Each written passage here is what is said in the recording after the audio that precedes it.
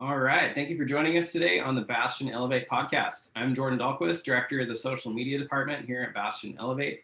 On this podcast, we discuss cutting edge insights regarding all forms of marketing and communication by interviewing top industry professionals from all around the world. Today, I'll be interviewing Chris Hubble, who is the CEO of Bastion DB5. DB5 is a consumer insights and strategy consultancy specializing in qualitative and quantitative research, brand strategy, innovation, and communications. They help global businesses and disruptive startups empathize with their targets so they grow. So awesome. Thanks for coming on today, Chris. I really appreciate your time. It's a pleasure. Good to see you, Jordan. Yeah, likewise. Cool. So why don't we just go ahead and dive in here? So could you start us off by just telling me a bit about yourself and your professional career? Kind of just some background of who is Chris Hubble. Yeah, sure. I mean, professionally, I guess you'd have to call me a market researcher through and through. I started out at Millward Brown, one of the big global research companies, over 30 years ago in the UK. But I think I prefer to think of myself as, in a way, I've been blessed. You know, I've got to work with some of the most interesting people in marketing. In the UK back in the late 80s, when I worked on Peugeot, we worked with BBH, and David Hegarty, was personally involved in the account. When I got to the States, in New York initially, Donny Deutsch was involved at Deutsch with Bank of America. That's awesome. And then here, TBWA Chiat Day on Nissan, and one of Chiat's tech clients, to get to see Lee Clow in action himself. So I think that has defined a lot of how we approach work. And of course, when I got to the US, after a short stint, I ended up working at Hall & Partners and working with Mike Hall, who really wrote the book, literally, on how market research can adopt a better advertising and marketing sensibility, so that we're better equipped to provide insights on the industry and the clients that we serve. So that was super lucky. I think founding the LA office for Hall & Partners, got my entrepreneurial juices flowing. Even started a decade or so of starting DB5, and then also an automated research platform, Pop Research, which is now owned by Dynata, one of the world's largest market research panel companies. And then that pretty much brings us up to a year ago. Okay. We joined Bastion Collective. That's awesome. So it's almost like you did the opposite of most people. I feel like most people, they start at the bottom of the ladder, work their way up. It seems like you started out working right with some big brands and kind of went from there. Is that true? Or did you have kind of like an initial phase where you were building and learning and before you worked with those large brands? It was a lot of both. I do feel very lucky. I did get to work on great brands at a great time with great people. Yeah. But no, I certainly earned my stripes doing dirty work. I think it was a privilege. I worked out the gate with some of the toughest people in the industry who pushed me very hard. It wasn't always easy, but it was never not interesting. Right. So I think it was a mixed bag, but I feel very fortunate overall. That's really cool. What are some of your favorite clients that you've either worked with or you're currently working with right now? It's a great question. Later, I think you probably have a question about what makes a good client. And the simple answer is the clients that don't come to us and say, I'd like a market research service. It's the client who comes to us with a business issue. And then lets us think about how we could best address that through research to get them the answers they need. So it's not always the biggest, sexiest clients that are the best to work with. That often sometimes means the most politics.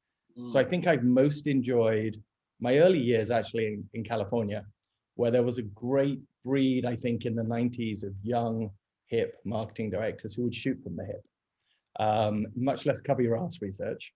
Yeah. And much more, I got some hypothesis, give me some stuff, I'll take it or leave it, but I'm going to act on it, even if it's my own narrative or the correct narrative. And I think I've enjoyed that. So, brands like Dreyer's Ice Cream, might not sound especially, say, but it was a great brand to work on in the late 90s, as well as working on the Audis and the Apples of the world. That's interesting as well. But I think I like where we have direct access to the C-suite, and where we've got someone who's going to take the data and act on it. That totally makes sense. So it's like the clients that need you and want you versus the clients that just happen to need some research, who maybe you're not as critical to them. So that totally makes sense. I think, I think in work as well as life, you are what you eat. So if you're lucky enough to be able to surround yourself by smart clients, you'll do smart work. Yeah. And that's ultimately what it's about. I think there's Mike Hall wrote a book about shared beliefs in advertising, where he interviewed some of the advertising greats, David Abbott of Abbott Mead Vickers, Jeff Goodby, I think, of Goodby Silverstein. And one of those beliefs was great advertising requires a great client. And in a way, I think it's true. Great research requires a great client. They have to ask the right questions. They have to know what their blind spots are and what they need to know. And then we can deliver great work for them. Yeah. In your agency, do you feel like the client drives the quality of your work, or do you feel like you hold a really high standard for your team to, execute really good work? Yeah, I think I'd like to say that clients buy us because we do hold the line. The clients buy us for our expertise. And I think that's mostly the case. I think we've all been in places where you have a large client or it's death by 1,000 cuts, and it's not till you're deep in it that you realize it hasn't gone the way you want. But for the most part, I think the type of clients we attract reflect who we are and the type of work we enjoy doing, and we're good at doing. Yeah, that's awesome.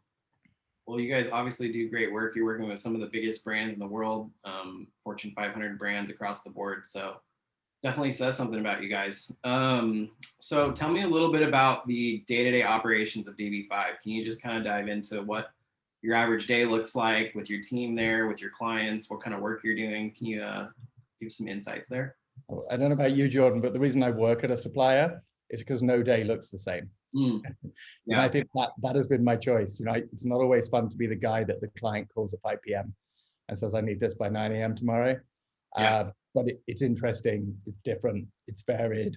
And a lot of marketing problems run across the industry. I think every client likes to think they're reinventing the wheel. If I hear the term maverick, iconoclast, rebel, phrased in any different way, I won't be able to take it. But the day-to-day operations are really quite simple. We help clients through every single stage of the product and the marcom planning cycle.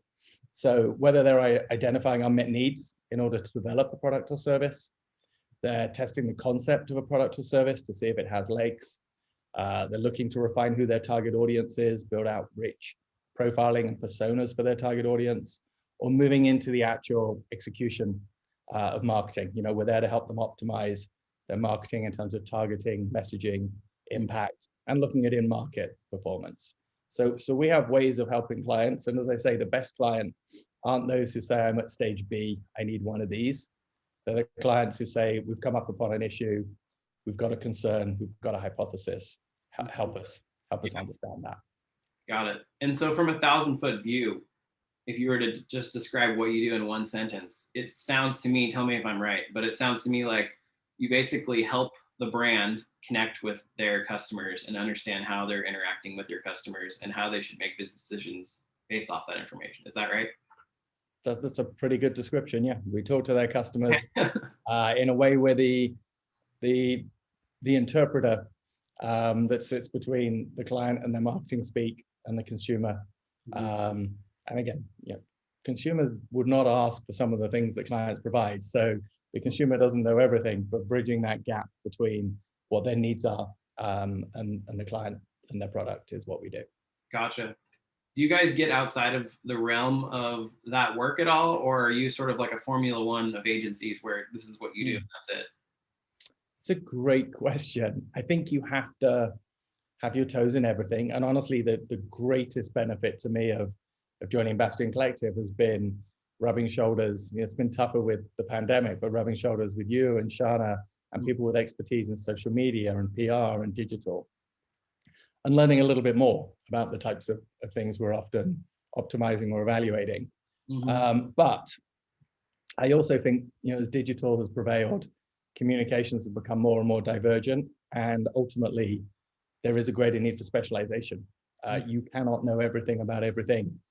So it's a little bit of both. I think just enough to be dangerous in all areas, but very, very much, I think, focused in on branding and communications, even though that's pretty broad. Right. No, that's interesting. Okay, cool. I mean, it includes, it's not just the big TV spot or even digital now, that digital is such a big piece of marketing. It's packaging, naming, pricing, logos. It's all aspects of the branding that we get involved in for clients. Got it. Yeah. So you're helping them full spectrum, every piece of content or asset that any customer could possibly view. You have your hands in that. Yep. That's awesome. Tell me a little bit, obviously, like this year or this past year and a half almost now, COVID has really impacted business. And I'm just curious, how has COVID changed the consumer insights and strategic consultancy field? Have you guys had to adapt? Are companies and brands looking for new types of information that they didn't care about before? What does that look like for you?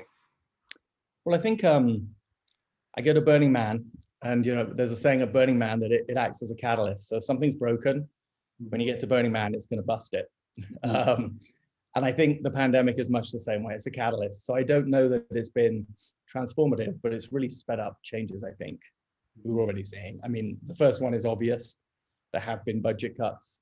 There will be more budget cuts. So I think clients are being more thoughtful about how they're spending money on insights, which is a good thing. Secondly, I think moves we're already seeing around technology and AI are just going to be sped up even more.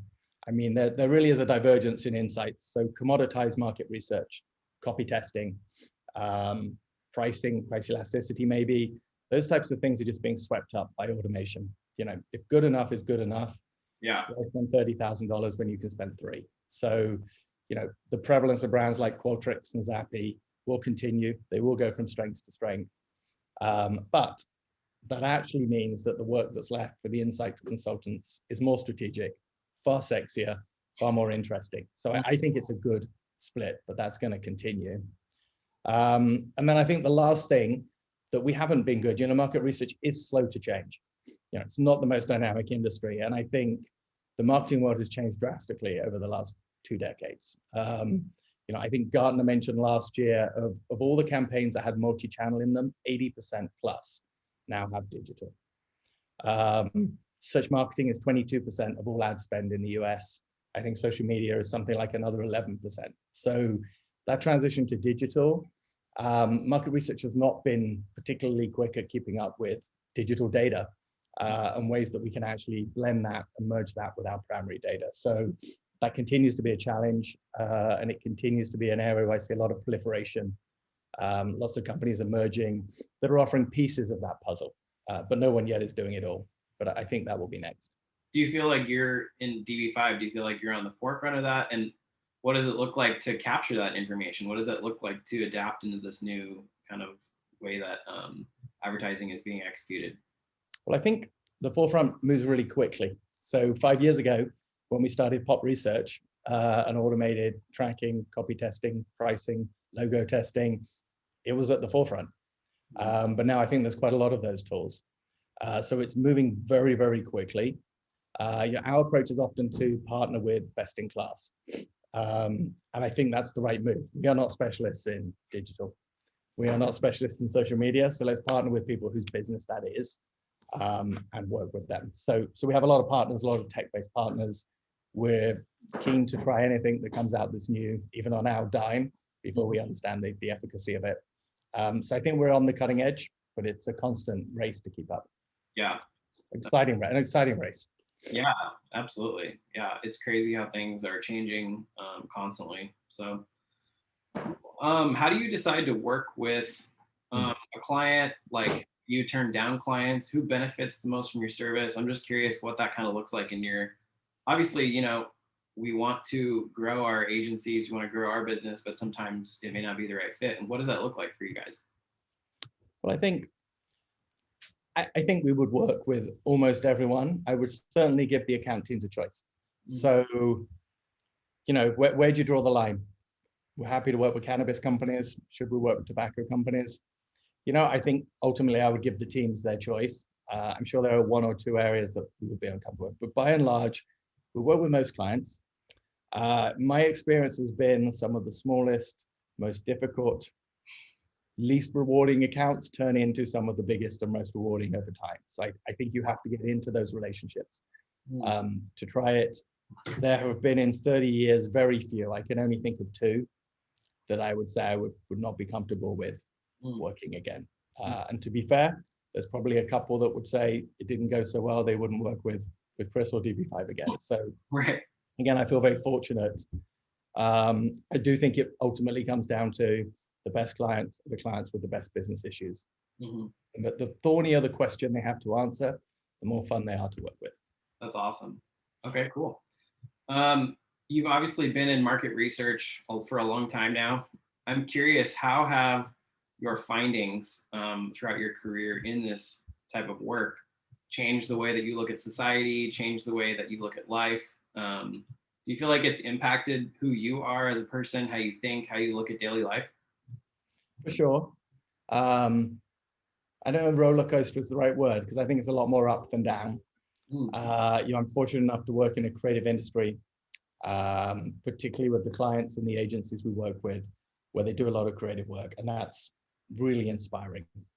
I still remember those first couple of years when I'd see an ad on TV that was one that we'd done some work on and helped maximize or optimize in some way, and being really excited and feeling we were part of that. I think the downside to it, though, on the other hand, is I love the creativity. I love seeing clients come up with strategies and creative ideas, but the constant omnipresent drive that every client faces for that 10% growth in profits every year, there's times when it's a little wearing. There's times when champagne is being popped open at an agency because a market share increased by 0.2%, or it might be 0.02%. Mm-hmm. Those are the times where I sometimes find it hard to get a little juiced about that. Mm-hmm. So I tend to focus on, on the people we work with, the job they're doing, and the creative work that they're doing. And I find that very inspiring. That's awesome. Yeah, I mean, it's made me hyper-conscious. I'm hyper-conscious to backward engineering the strategy behind almost every single piece of creative I see. And that can be fun, but at times it can be tiring. Yeah, totally. And I do the same thing in social media. I'm constantly seeing what people on the cutting edge are doing. And I'm like, okay, how can we apply this to our clients? How can we stay just continually on the bleeding edge of what's happening with new social platforms and all that? And it's interesting to analyze what's going on and figuring out how we can apply it. It's fun. Yeah, I mean, the job itself hasn't changed. There are still just simple principles that are just as true now as they were in 1980. Yeah. There really are only three strategies. You're either converting rejectors, mm-hmm. you're enhancing people who are okay with the brand, or you're reinforcing among your loyalists. Mm-hmm. Now, there are millions of ways, and there's more ways than ever, and more channels than ever to execute against that. Mm-hmm. But the bottom line is, all communications, the goal is to get someone to do something, mm-hmm. whether it's change an attitude or a behavior. And there are only three strategies to do that. Yeah. So there are just a lot of truths, I think, in marketing. And it's a young person's job. If you work in an ad agency, by the time you're 35, you're aged out. Everyone wants someone who knows millennials, now someone who understands Gen Z, mm-hmm. and so on and so forth. So a lot of those, I think, just foundational principles walk out the door. I often feel every client meeting I'm going into, that client feels like they're reinventing the wheel, mm-hmm. and it's the 100th time. Yeah. I've heard the same thing. Now, it doesn't mean the creativity is in making it fresh, making it matter. So it's a real job. But I do think that there are fundamentals that really haven't changed. It's just the tools we have to deliver them are vastly superior and more varied. Yeah. Sometimes I think it's funny that if in the end, marketing is really just trying to get people to like you. If you're the brand, so to speak, like, how do we get people to like Nike? How do we get people to like whatever brand we're working with? And that's just really what it comes down to. And so what you do is obviously so important, because brands have such a hard time measuring, how do people feel about this campaign? How do people feel about our brand overall? And that's what I think is really interesting about what you guys do. Yeah. Do you see any major trends changing in 2021? Anything that's just radically off the wall different that you would give insight toward for anyone listening to the podcast out there? Well, I think there's a couple of things. I think our business will shift a little bit. We haven't seen a radical transformation. It's not like the industries that have done well during the pandemic didn't exist before the pandemic. Mm-hmm. Postmates was a client before the pandemic. They've obviously benefited from home delivery. Instacart isn't a client, but they were already there. Telehealth companies, okay, they've gone 2,000% through the roof in the last year, but they were there before. Home shopping companies were there before, and clothing clients. Their general regular clothing is down, but their leisure wear, their athletic wear is through the roof. So I think, again, we've seen shifts. Mhm. We've seen old industries cut budgets, and it's taken more time for the new thriving industries to grow up to a place where they say, oh, wow, we've tapped out all the pandemic advantage that we had. And now we've got to get serious about strategy. How do we sustain this to start spending? And at the end of last year, I think we saw that come online. And we had, you know, I think I would say we haven't particularly seen a shift in the type of clients, but we had a shift from organic growth through existing clients to an influx of newer emerging clients, often with new market research departments and new budgets.